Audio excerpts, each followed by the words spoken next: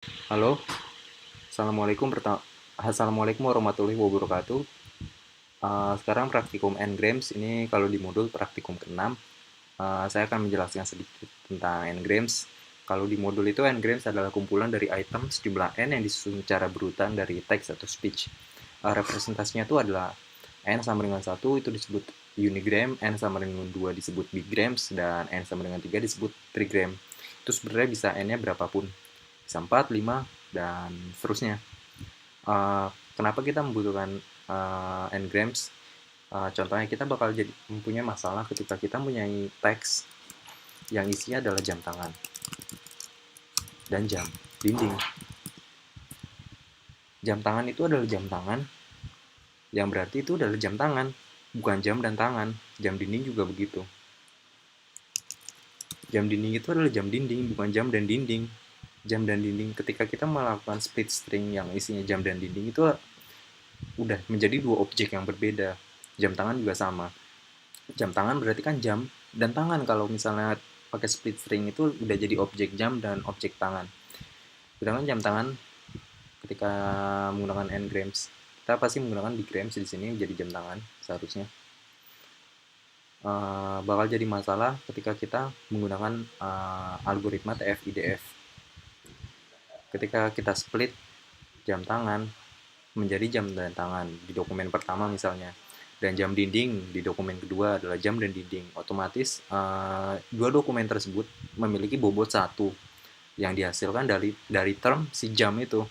Padahal seharusnya dua dokumen itu tidak memiliki bobot sama sekali karena hasilnya itu berbeda.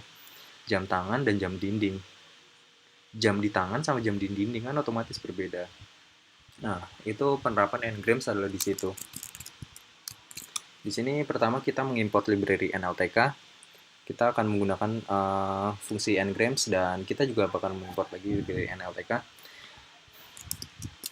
Terus kita membuat suatu kalimat yang isinya fasilitas di kamar mandi banyak yang rusak. Ini kita contohkan, kita buat ngrams, 4 gram. Berarti sentence-nya dipecah menjadi 4. Hasilnya apa sih? Fasilitas di kamar mandi banyak, kamar mandi banyak yang, dan mandi banyak yang rusak. Nah, di sini kita menggunakan fungsi ngrams. Di fungsi ngrams sendiri kita membutuhkan dua parameter. Yang pertama, parameter pertama itu kalimatnya. Nah, kalimatnya itu harus sudah dipecah menggunakan split atau menggunakan word tokenize. Berarti si parameter pertama itu tipe datanya adalah array, dan parameter kedua adalah total ngrams-nya. Di sini kita menggunakan n sama dengan 4, berarti kita menggunakan 4 gram. Jika kita menggunakan bigram, contohnya bakal seperti ini. Terus kita contohkan lagi di sini menggunakan word tokenize. Hasilnya sama seperti tadi. Jika n-nya sama dengan 4. Di sini kenapa hasilnya sama? Karena ya word tokenize sama sentence split itu akan menghasilkan kalimat yang sama. Kita contohkan di sini, kita print si sentence yang sudah di split. Karena di sini parameter pertama kita perlu men-split kalimat tersebut. Hasilnya menjadi seperti ini. Dan ketika kita menggunakan word tokenize, hasilnya juga sama. Kalimat yang sudah di split dan tipe datanya array.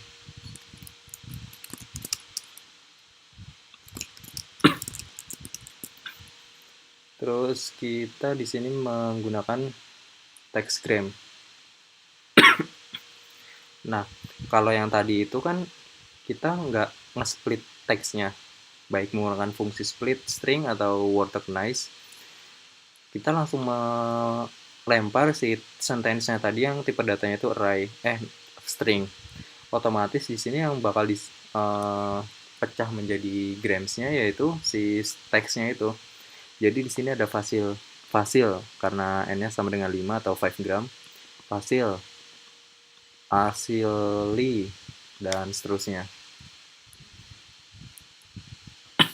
Di sini kita juga bisa menggunakan fungsi bawaan Python. tanpa menggunakan library khusus. Sintaksnya kurang lebih seperti ini. Kita bakal melooping dari range si sentence-nya tersebut. Jadi kita bakal looping dari i-nya, terus range-nya tuh bakal bertambah 55. Jadi teksnya bakal seperti ini. Oke, sekian, terima kasih. Wassalamualaikum warahmatullahi wabarakatuh.